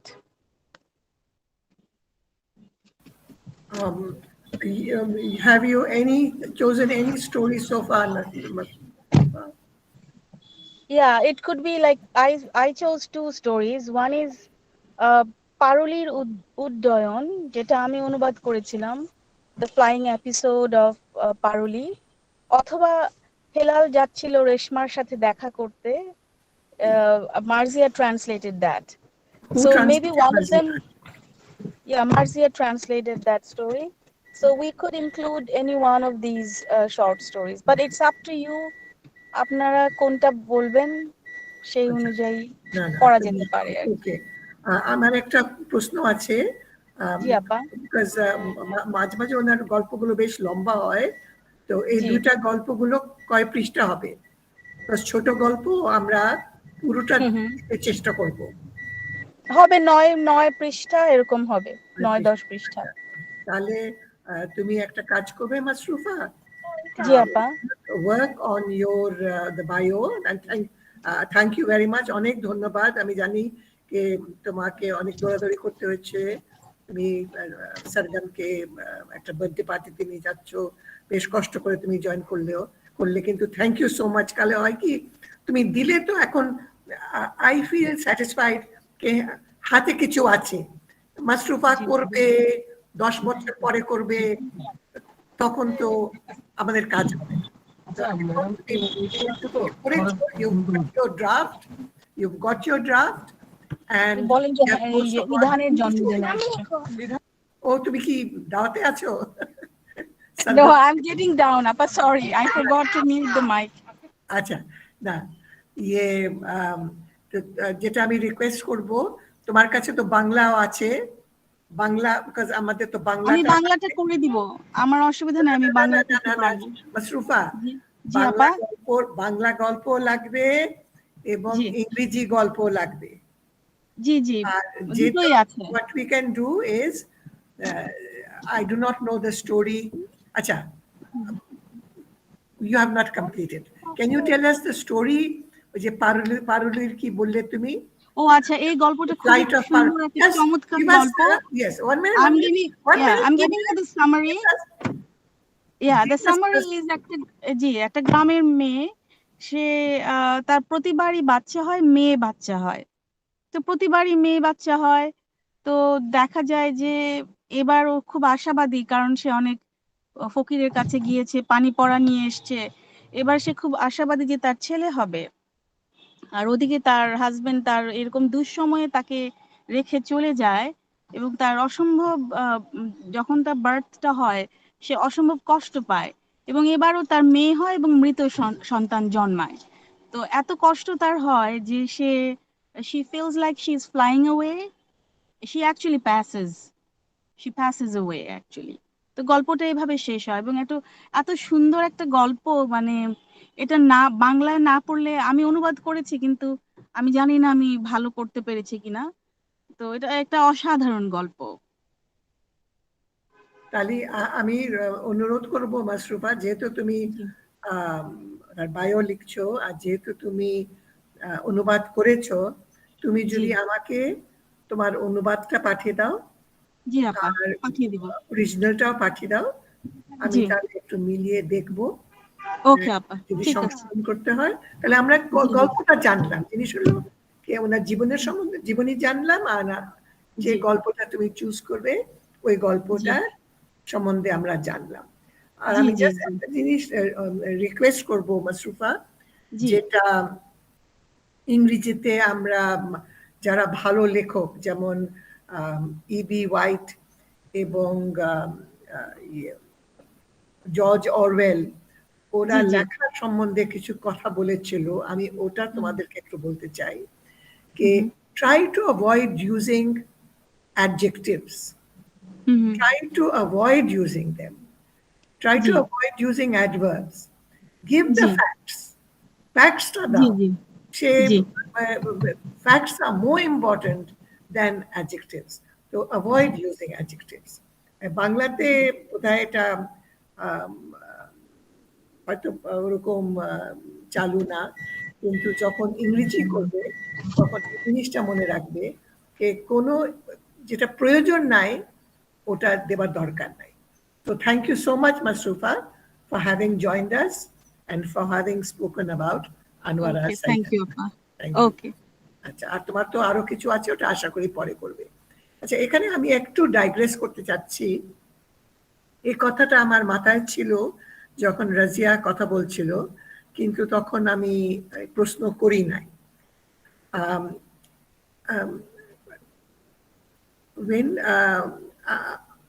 আমি জানি যে ফিরদৌসী প্রিয়ভাষিনী একটা interview হয়েছিল, ওই আইন ও সালিশ কেন্দ্র তারা একটা বই বের করলো, নারীর ৭১। তো সেখানে তারা কয়েকজনের ইন্টারভিউ নিয়েছিল, আর শাহিন আক্তার ফিরদৌসী প্রিয়ভাষিনীর ইন্টারভিউ নিয়েছিল। এই জন্য আমি তোমাকে জিজ্ঞেস করছি, আর এটা তুমি বলতে পারো তোমার যখন তার আত্মজীবনীর উপরে কমেন্ট করবে, এটা তুমি বলতে পারো যে যারা একটা ট্রমাটিক এক্সপিরিয়েন্সের মধ্যে দিয়ে যায়, তারা এই ট্রমাটিক এক্সপিরিয়েন্স স্ট্রেট ফরওয়ার্ড ভাবে বলতে পারে না। সুতরাং এখানে অনেক সময় হয় কি সে বলতে চায় কিন্তু বলে না, জিনিসটা ঘুরে ফিরে বলে, রেপিটিশন হয়, কন্ট্রাডিকশন হয়। তো এখানে তুমি ওইটা একটু উল্লেখ করতে পারো যদি তোমার মনে হয় দ্যাট ওর অটোবায়োগ্রাফিতে এরকম কন্ট্রাডিকশন আছে, বা এরকম বলতে চাইলেও সে বলছে না, তুমি এই সম্বন্ধে বলতে পারো। আর যেমন আমি এখানে একটা জিনিস বলি, যেহেতু I mean she was a very complicated character. I met her, she was a very beautiful woman, she was a very brave woman, she was a very generous woman. আমরা ওই ৭১কে নিয়ে টিআরসি আমাদের একটা মিটিং ছিল, তখন আমরা কয়েকজন মানে কয়েকটা একটা টেক্সট নিয়ে আলাপ করছিলাম। তো ফিরদৌসী প্রিয় ভাষণের উপরেও আমরা আলাপ করছিলাম। তো এটা ওই ইন্ডিয়ান কালচারাল সেন্টারে মিটিং হয়েছিল। She made it a point to be there. And তখন উনি একটা কথা বললেন যে আমি উনি দাঁড়িয়ে আমরা কথা বলছিলাম, তারপর উনি একটু টাইম চাইলেন আর উনি বললেন আমি একটু কথা বলতে চাই। আর একজন ইন্ডিয়ান রাইটার একটা বই বের করেছিল যেখানে সে একটা কথা বলেছিল ফিরদৌসীর সম্বন্ধে, যেটা ফিরদৌসীর প্রিয় ভাষণী চাইনি প্রকাশ হতে। অ্যান্ড ফিরদৌসী প্রিয় ভাষণী বলেছিল যে আমি কিন্তু, পরে আমাকে বললো যে পাবলিকলি সে বললো এটা কিন্তু ঠিক না, কিন্তু পরে আমাকে বলল আমি কিন্তু ওনাকে বলেছিলাম যে এই কথাটাকে আমি শুধু তোমাকে বলছি, তুমি যেন না বলো। কিন্তু একজন জার্নালিস্টকে তুমি যদি কিছু বলো, সেই জার্নালিস্ট তোমার সিক্রেটটা রাখবে না, ফাঁস করে দেবে, কারণ ওই সিক্রেট দিয়ে তার বই বিক্রি হবে। তো আমি জাস্ট রাজিয়াকে এই জন্যে বলছি, যেহেতু সে ফিরদৌসী ভাষণী সম্বন্ধে আলাপ করছে, যে তার জীবনের মধ্যে এরকম প্যাচ, এরকম কমপ্লিকেশন, এরকম কন্ট্রাডিকশন যদি থাকে, you can always bring it up. You don't have to give the example of all the contradictions. You can choose a good piece where it is jeta flow jekhane ache, but you can mention it if you come across that. I have not read her article. Make that suggestion. Thank you, Appa. Well noted. আমিও research একটু trauma লিটারেচারের রিসার্চে আমিও পড়েছি exactly the same thing. When they interviewed all these people from Auschwitz and all that, they could not tell their stories. It was very segmented. রাজিয়াকে একটা কথা বলতে পারবো? এখন বলবো? আমি মঞ্জু বলছি। আপা, আমি কি রাজিয়াকে একটা কথা বলতে পারি ছোট্ট? সেটা হচ্ছে যে ও বারবার সুন্দরভাবে বলছে যে she was a 1 minute, Manju, let Razia finish. Manju, let Razia finish. Razia, continue. আচ্ছা, না আমি যেটা বলতে চাচ্ছিলাম যে এটাও আমার মাথায় তখন আসেনি। I will maybe in the bio include a little bit that there is contradiction, but because she was she went through all that trauma, কিছু রিসার্চ থেকে আমি অল্প এক দুইটা লাইন অ্যাড করে দেব। So I think you have a very valid point. Thank you for pointing that out. কি মঞ্জু আপা? আচ্ছা, আমি বলতে চাইছি শুধু যে ওনার সম্বন্ধে বলতে যে বারবার ইন্টারেস্টিং বলছেন রাজিয়া, ওটা খুবই ভালো কথা, কিন্তু অলসো ওটার সাথে ইম্পর্টেন্ট ব্যাপারটা একটু বলতে হবে। কারণ ওনাকে আমি চিনতাম, আমি জানতাম, এবং উনি ভীষণভাবে চাইছিলেন ফ্রম ক্রাইসিস টু ক্রিয়েটিভিটি তার জীবনের মোড়টা ঘুরিয়ে দিতে, এবং তিনি সেইটা যে উনি চেষ্টা করছিলেন একটা আর্টিস্টিক ইয়ে দিয়ে রাস্তা দিয়ে যেতে, সেখানে ওনার খুব ইম্পর্টেন্ট ব্যাপার আছে। ওনার তো ঐতিহাসিক ইম্পর্টেন্স তো আছেই, তার উপর দিয়ে আমি বলছি শুধু ইন্টারেস্টিং বলে ছেড়ে দিও না, এটা আমার রিকোয়েস্ট। তাই থ্যাংক ইউ আপা। হ্যাঁ, thank you Manju, thank you, ধন্যবাদ। আমি একটুখানি চাইছিলাম হোস্টেয়ারা কামাল, ওনার ভিনাম, আমি তার আমি জীবনীটা ভবিষ্যতে বলতে চাই এবং ওনার লেখা থেকে পড়তে চাই। হোস্টেয়ারা কামাল? হ্যাঁ, ভিনা, হোস্টেয়ারা কামাল ভিনা।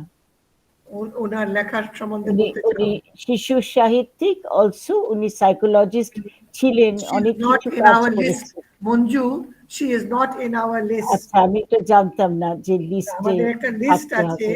আচ্ছা, আমাদের একটা লিস্ট আছে, আর এটা বেশ লম্বা একটা লিস্ট। আচ্ছা, এখান থেকে আমি তোমাকে লিস্টটা পাঠিয়ে দিতে পারি, তখন তো তুমি জয়েন করোনি। আমি লিস্টটা পাঠিয়ে দিব, তুমি দেখে নিশ্চয়ই, যদি ওখানে কেউ থাকে যার সম্বন্ধে তুমি কথা বলতে, বিকজ আমাদেরকে কিছু বাঁচতে হবে, আমি ক্যানট ইনক্লুড এভরিওয়ান, ঠিক আছে? না, আমি ফরিদা মজিদের একটু না, ফরিদা মজিদও আমাদের লিস্টে নাই কিন্তু মঞ্জু। না ফরিদা মজিদ উনি নাই, আমাদের কিন্তু উনি মারা গেছেন তো এখন, ওনার সম্বন্ধে অনেকটা রিসার্চ করার দরকার এবং সেটা আমিই করব, করে আমি তোমাকে জানাবো পরে। কিন্তু আমাদের এখন আমরা একটা কনসলিডেটেড লিস্ট করেছিলাম, কারণ আমরা আগেকার রাইটারদেরকে যারা মনে করো 1900 1910 এরা লিখেছে, ওদেরকে আমরা রাখতে চাচ্ছি, বুঝতে পারছো? Even writers of the 50s, ওদের লেখাগুলো, ওদের বইগুলো পাওয়া যাচ্ছে না। রাইটার্স অফ দ্য 60s, ওদের বইগুলো পাওয়া যাচ্ছে না। তো আমরা ওদেরকে ওদের লেখাগুলো আনতে চাচ্ছি, ওদের জীবনী আমরা ধরে রাখতে চাচ্ছি। আমি জাস্ট একটু বলে দিই মঞ্জু, এই আইডিয়াটা আমি বলবো না এটা আমার মাথা থেকে এসছে। বেশ কয়েক বছর আগে আমাদের একজন মেম্বার, তিনি গেছিলেন সৈয়দ শামসুল হকের সঙ্গে দেখা করতে। আমরা বোধহয় কোনো একটা বই বের করেছিলাম, তখন উনি বলেছিলেন যে হ্যাঁ তোমরা খুব ভালো, গাঁথা তরফ থেকে, হ্যাঁ গাঁথা খুব ভালো কাজ করছে, কিন্তু তোমরা তো শুধু নিজেদের নিয়ে থাকো, তোমরা কয়েকজন রাইটারদেরকে ভুলে গেছো। ওই রাইটারদেরকে তোমাদের আবার ওদের লেখা তোমাদের পড়া। আর উনি দুইজন লেখকের নাম বলেছিলেন, একজন হচ্ছেন জাহানারা আরজু, আর একজন ছিল লাইলা সামাদ। হ্যাঁ, লাইলা সামাদ আমি খুব ক্লোজলি চিনতাম। এখন জিনিসটা হচ্ছে জাহানা আরজুর কথা কেউ বলে না, she was an excellent poet. Laila সামাদের বইগুলো পাওয়া যাচ্ছে না, ওনার মেয়ে তো বাংলা পড়তে পারে না, আর বাংলা একাডেমির কাছে লাইলা সামাদের বই নাই। তো আমি চেষ্টা করব এক্সপ্লেইন করতে চাচ্ছি যে আমরা চেষ্টা করছি এই আগেকার লেখিকাই বলি, এদেরকে এদের উপরে গবেষণা করে এদের কিছু লেখা বের করতে। যেমন মার্জিয়া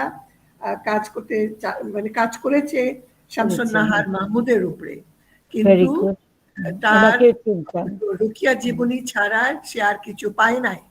ভাইয়ের মেয়েরা আছে, এখন এই যে আমাদের এই যে, সো ইটস নট জাস্ট হ্যাঁ বইগুলো আছে, আমরা বইগুলো পেলাম, খুললাম, লিখলাম না, আমাদেরকে জিনিসটা খুঁজতে হবে। কথা বুঝতে পারছেন? কিন্তু যেরকম আমি খালি এক্সাম্পল দিচ্ছি, যে যেরকম সুফিয়া কামাল, ওনার যে কবি সুফিয়া কামালের এত কিছু আমরা ভিতরের গল্প জানি, এত বেশি। আমি মনে গেলাম সুফিয়া কামাল আমাদের লিস্টে আছেন, সুফিয়া কামাল আমাদের লিস্টে আছেন। সেই বলছি আমি যে আমরাও মারা গেলে আর ওগুলো আর পাওয়া যাবে না, যেগুলো অনেক জীবনের কথা, একদম ভিতরের কথা, হৃদয়ের কথা। Manju, thank you for your intervention, thank you very much. Okay, আর আমি লিস্টটা পাঠিয়ে দেব, লিস্টের মধ্যে যাদেরকে আমরা বেছে নিয়েছি, এবং আমাদের গাঁথা মেম্বারদের নামও আছে যারা রাইটারদেরকে চুজ করেছে। Thank you Manju. এবার আমার কথা বলার পাল্লা।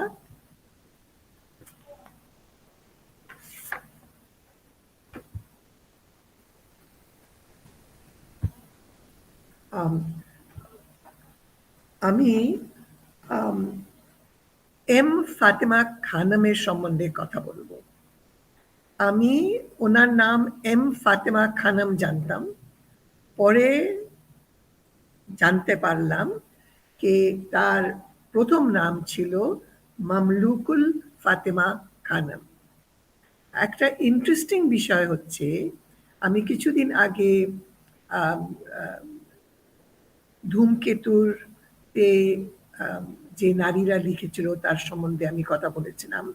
সেখানে কিন্তু যেমন একজন ছিলেন M Rahman, Mrs M Rahman, ওনার নাম উনি দিতেন মিসেস এম রহমান। ঠিক এইভাবে রোকেয়া সাখাওয়াত হোসেন, ওনার নাম দিতেন আর এস হোসেন। এটা হয়তো ব্রিটিশদের কারণে হতে পারে, কিন্তু এইভাবে তারা নাম দিত। তো এম ফাতেমা খানম ওনার নাম ছিল, পরে যেটা আমি বললাম, ওনার পুরো নাম হচ্ছে মামলুকুল ফাতেমা খানম। ওনার সম্বন্ধে আমি কিছু খুব বেশি পাই নাই, অল্প পেয়েছি। উনি হাবিবুল্লাহ বাহার চৌধুরীর সিস্টার ইন ল ছিলেন। সিস্টার ইন ল না, সরি আমি ভুল বললাম, খালা খালা ছিলেন। ওনার জন্ম 1894-তে, আর উনি মারা যান 1957-তে। ওনার জন্ম মানিকগঞ্জে। মার নাম আখতারুন্নেসা, বাবার নাম রইসুদ্দিন আহমদ, যিনি রেলওয়ে পুলিশের ইন্সপেক্টর ছিলেন।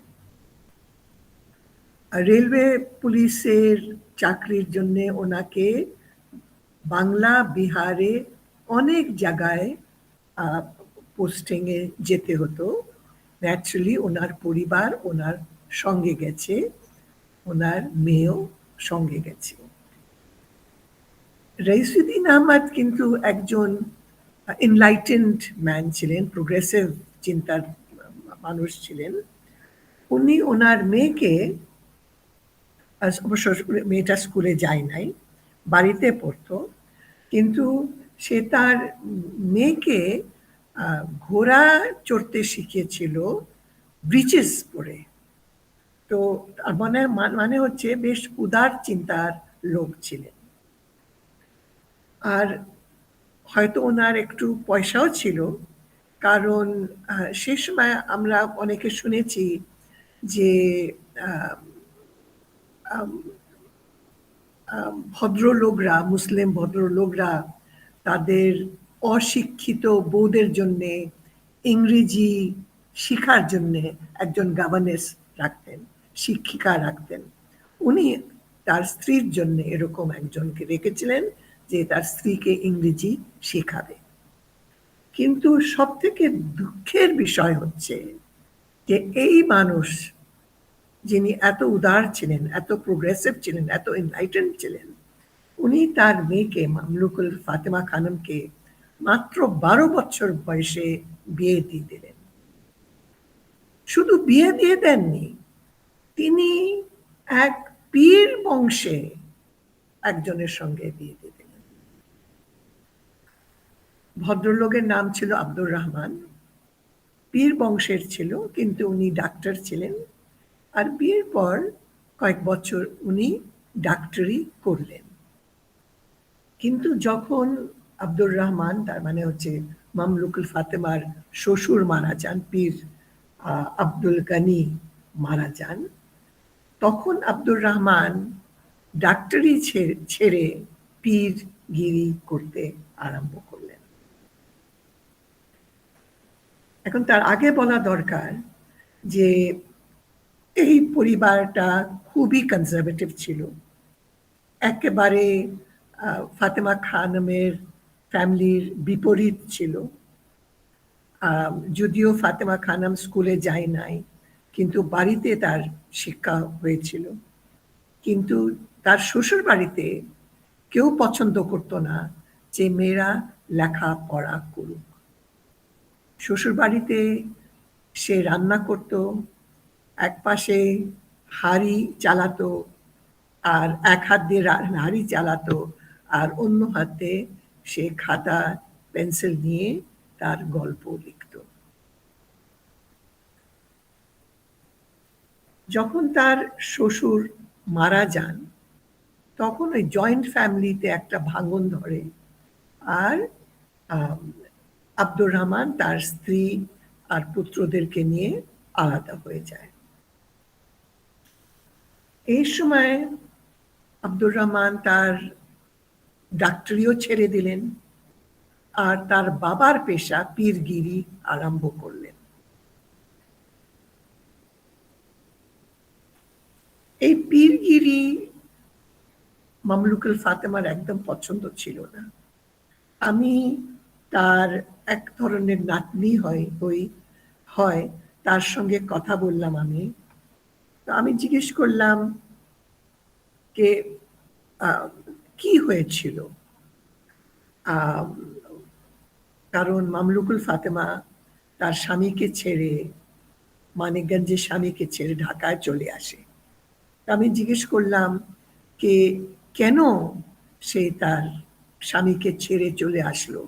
এখন সে সময় চিন্তা করো, এটা ছিল 1920 সালে। তো আমাকে উনি যিনি আমাকে বললেন যে দুটা কিন্তু ফ্যামিলির লাইফস্টাইল একদম আলাদা ছিল, ওদের চিন্তাধারা একেবারে আলাদা ছিল। আর মামলুকুল ফাতেমার কাছে এই যে তার স্বামী ফু দিচ্ছে, পানির উপরে ফু দিচ্ছে, তাবিজ দিচ্ছে, তার পরিবর্তে সে টাকা পাচ্ছে বা চালের বস্তা পাচ্ছে, এটা সে পছন্দ করতো না।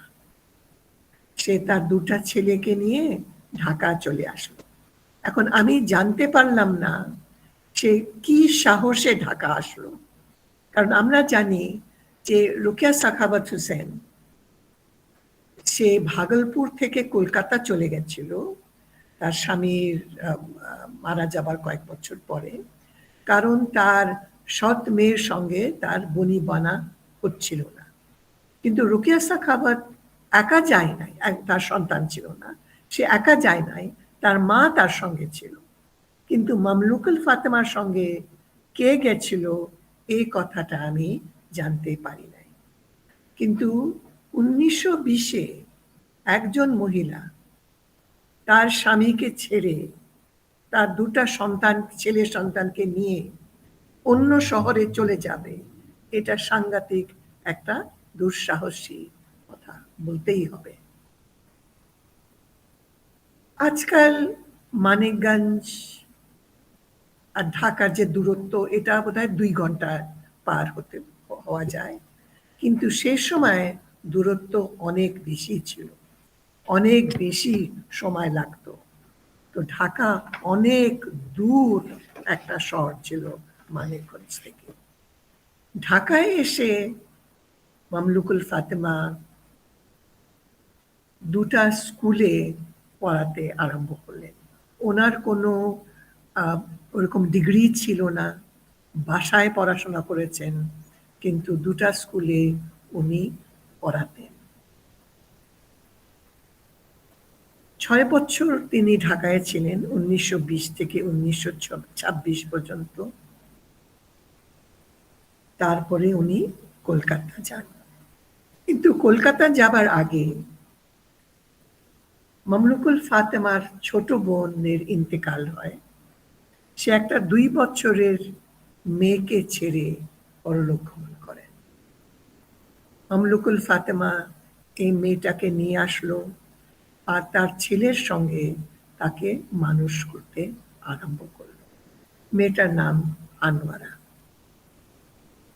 1927 সালে মামলুকুল ফাতেমা কলকাতা যায় আর প্রথমে মুসলিম ট্রেনিং স্কুলে শিক্ষিকা হিসাবে যোগ দেন। তারপরে সাখাওয়াত মেমোরিয়াল স্কুলে উনি পড়াতে লাগলেন। 1930-এ উনি অসুস্থ হলেন আর ভালো চিকিৎসা না পাবার ফলে শেষ জীবন পর্যন্ত উনি ভুগলেন। ফাতেমা, মামলুকুল ফাতেমার প্রথম গল্প ছিল শেষ অনুরোধ, যেটা যশোর থেকে 1921 সনে বের হয়। যে গল্পটা আমি বেছে নিয়েছি, চামেলি, এটা ইনফ্যাক্ট ফিরদৌস আর আমি একটা সংকলন বের করেছিলাম, যার জন্য প্রথম আমাদের ঝর্ণার সঙ্গে দেখা হয়েছিল, আলাপ হয়েছিল সালিনা হোসেনের বাড়িতে। সেখানে সেই সংকলনে মামলুকুল ফাতেমার একটা গল্প আছে, যেটা আমি আবার নিতে চাই, কারণ আমার মনে হয় যে উনি যেরকম সাহসী ছিলেন, ওনার মনের যে চাহিদা ছিল, এটা এই গল্পের মধ্যে বেরিয়ে আসে। আমি এছাড়া চামেলি গল্পটা 1929 সনে বের হয়। এছাড়া তিনি গল্প এবং এমনি রচনা বিভিন্ন পত্রিকা, ওনার রচনাগুলো বিভিন্ন পত্রিকাতে বের হতো ঢাকা এবং কলকাতা থেকে। যে গল্পটা আমি বেছে নিয়েছি এই সংকলনের জন্য, এটার নাম হচ্ছে চামেলি। এটা যেটা আমি বলবো ইংলিশে, বাংলাতে বলবো একটা অদ্ভুত গল্প। অদ্ভুত ছোট্ট গল্প, খুবই ছোট্ট ছোট্ট ছোট্ট গল্প, ছোট্ট গল্প। এটা একটা অদ্ভুত গল্প, কারণ চামেলি মেয়ের কাপড় পরতে পছন্দ করতো না। সে সব সময় ছেলের কাপড় পরতো। সে গ্রামে সব ছেলেদের সঙ্গে ঘুরে বেড়াতো, আড্ডা দিত, সিগারেট পর্যন্ত খেত। সেখানে তার একটা বন্ধু আছে মালিক, আর বোঝা যায় যে মালিকের সঙ্গে তার যে সম্পর্ক আছে এটা একটু ভিন্ন। আর একবার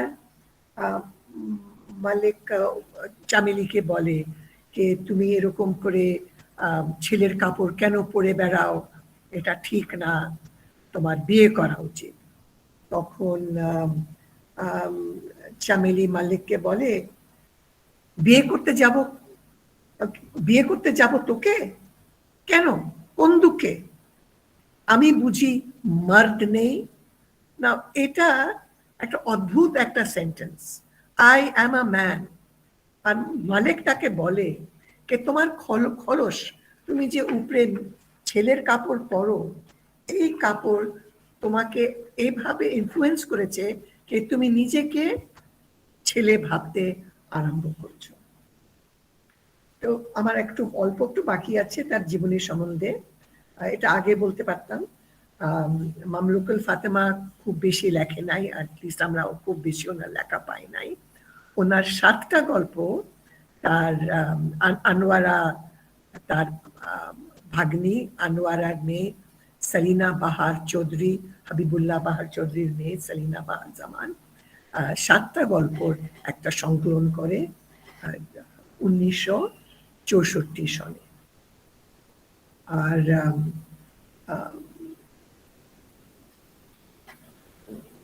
এটাই আমি এটা সরি, আরেকটা যেটা আমার বলা উচিত ছিল যে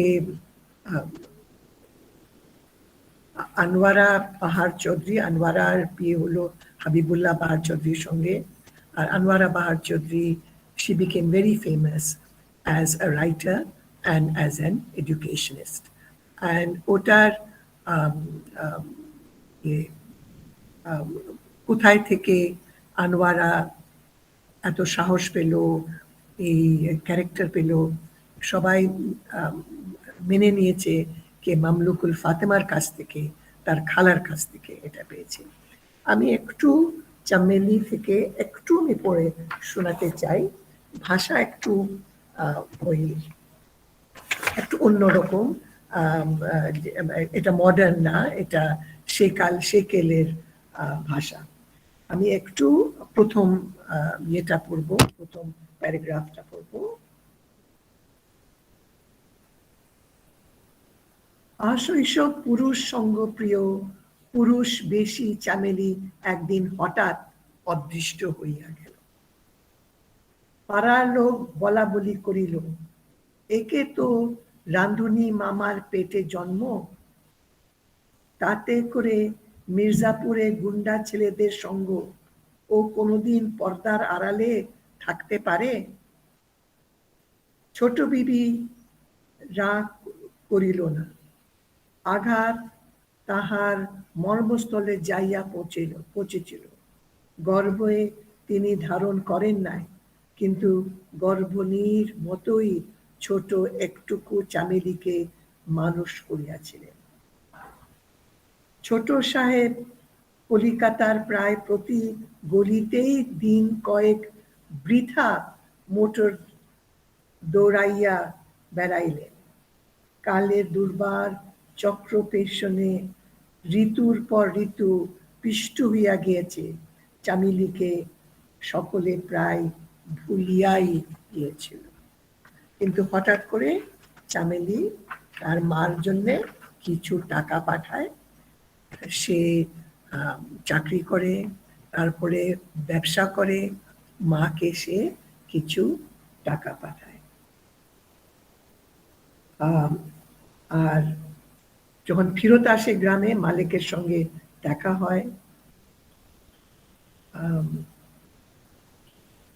আর ওকে তখন মালিক ওকে বলে কি তার বিয়ে করা উচিত, আর সে তাকে হেসে উড়িয়ে দেয় যে তোমাকে বিয়ে করব, আমি তো নিজে একজন পুরুষ মানুষ। তারপরে গল্পটা ছোট, কিন্তু ঘটনাক্রমে একদিন চামেলির বেশ অসুখ হয়, আর এত অসুখ হলো কে সে প্রায় মারা যাবে। তখন মালিক তার সেবা করলো, আর যখন সে সুস্থ হয়ে উঠল, সে মালিকের জন্যে রান্না করলো। তার মানে সে একটা মেয়ের হ্যাবিটস, আচরণ, আচরণ গ্রহণ করতে আরম্ভ করলো। আর গল্প শেষ কিন্তু খুব ট্রেডিশনাল। একদিন মালিক বাসায় এসে দেখে কি রাত্রে ঘরে ঢুকিয়া মালিক চমকিয়া উঠিল। চামেলি তার আজন্মের পুরুষ বেশ ছাড়িয়া নারীর সাজে সাজিয়াছে।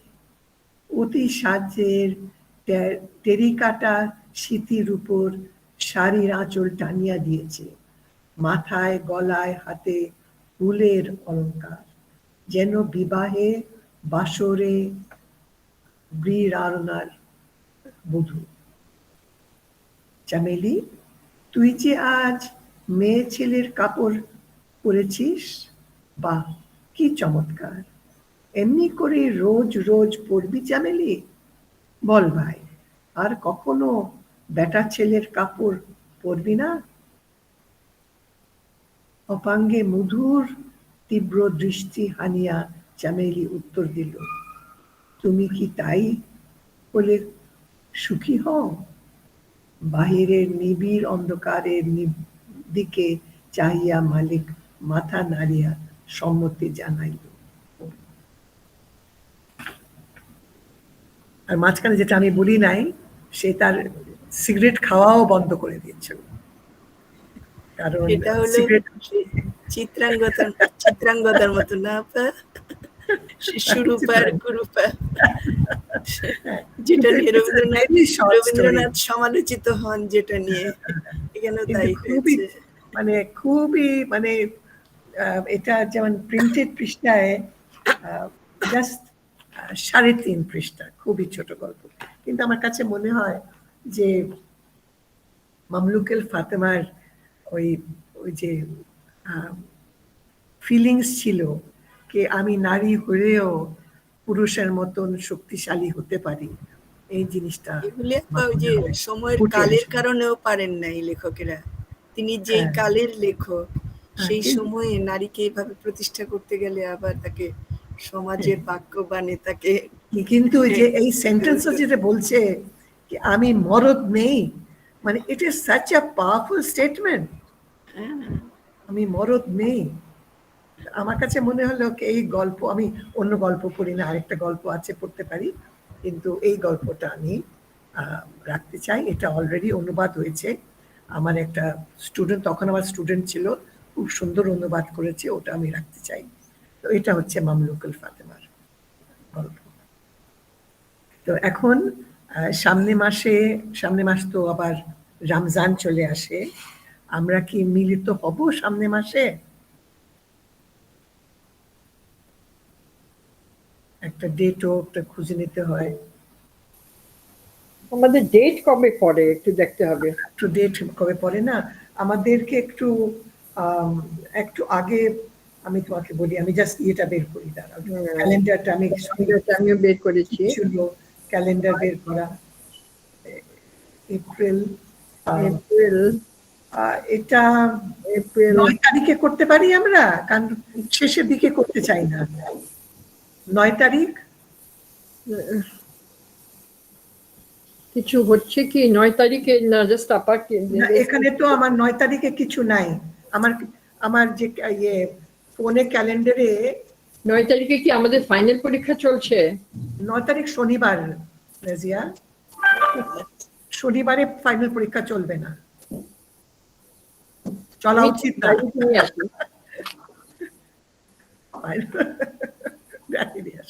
এনিওয়ে, কারণ এই জন্য আমি বলছি যে আমাদের পয়লা বৈশাখ হচ্ছে 14 তারিখে, চৈত্র সংক্রান্তি 13 তারিখে, 16তে করতে পারছি না। 16তে আমাদের অন্য একটা অনুষ্ঠান আছে, যেটা তোমাদের সবাইকে দাওয়াত করব। টিআরসি বিদ্রোহী এবং দ্য ওয়েস্টল্যান্ডের উপরে একটা ছোট্ট করে ওয়েবিনার করবে 16 তারিখে। তো 9 তারিখে আমরা যদি করি, যেমন যদি জুবেরা পূর্বী বসুর উপরে কথা বলতে পারে, যদি মাসরুফা একজন লেখকের উপরে কথা, আমরা যদি 4 জন যদি করতে পারি তাহলে আমার মনে হয় একটু ভালো হয়। দেখলে তোমার ডেট? হ্যাঁ, তাহলে আগে হয়ে যায়। তুমি কি বেগজাদির উপরে কথা বলতে পারবে সেদিন? পারবো। হ্যাঁ, ঠিক আছে। তাহলে আমি রাজিয়ার নাম লিখেছি এখানে, আর জুবেরার নাম আমি লিখছি পূর্বী বসু।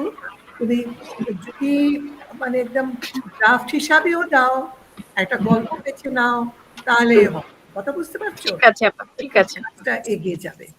হ্যাঁ ঠিক আছে আপা, আমি যতটুকু পারবো অবশ্যই সেদিন প্রেজেন্ট করব, আর আপনাদের সাজেশন তো নিশ্চিত থাকবে সেদিন।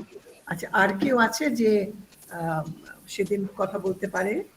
ঝর্ণা, তুমি জানারা নসীন ছাড়া আর কাউকে বেছে নিয়েছিলে? আপা আমি মাফরুহা চৌধুরীকে নিয়েছিলাম, কিন্তু লিস্টে দেখলাম ওখানে আবার নূর কামরুনের নাম আছে। ও কি লিখেছে? কাকে নিয়েছিলে? সরি, কাকে নিয়েছিলে? মাফরুহা চৌধুরী। ও, নূর কামরুন তো আসেও নাই। ও কি লিখেছে? আর লেখেও নাই। তাহলে আমি কি লিখবো ওটা? ওর সঙ্গে আলাপ করে নাও। আর কেউ? মকবুলা মঞ্জুরকে, তাহলে আমি ইয়ে করি, তুমি ওর সঙ্গে একটু কথা বলে নাও ঝর্ণা। যেহেতু সে লেখে নাই, তুমি যদি তার সঙ্গে কথা বলে নাও, তোমার কাছে ফোন নাম্বার যদি থাকে, তুমি কথা বেশি বলো না, তুমি ওর সঙ্গে কথা বলে নাও। আর যদি তার আপত্তি না থাকে তাহলে তুমি লেখো, কারণ সে তো একটাও আজ পর্যন্ত করে নাই, নূর কামরুন তো একটাও করে নাই। তাহলে আমাদের 4টা যদি হয়, তাহলে আমাদের মার্জিয়ার তো কাজ শেষ, মার্জিয়া তার অ্যান্টোনিমের কাজ করতে পারে। তো 9 তারিখ থাকলো, 4টার সময় করি, তাহলে বেশি 4টার সময় করি, আমরা 5:30টার সময় শেষ করে নেব। ঠিক আছে? 9 তারিখ তাহলে। ঠিক আছে।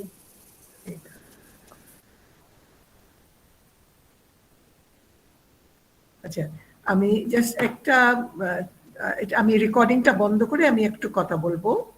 তো আজকের মিটিংটা এখানে শেষ, কিন্তু আরো কিছু কথা বলার আছে যেটা আমি বলবো, আর আমরা এখনো থাকতে পারি কিছুক্ষণ।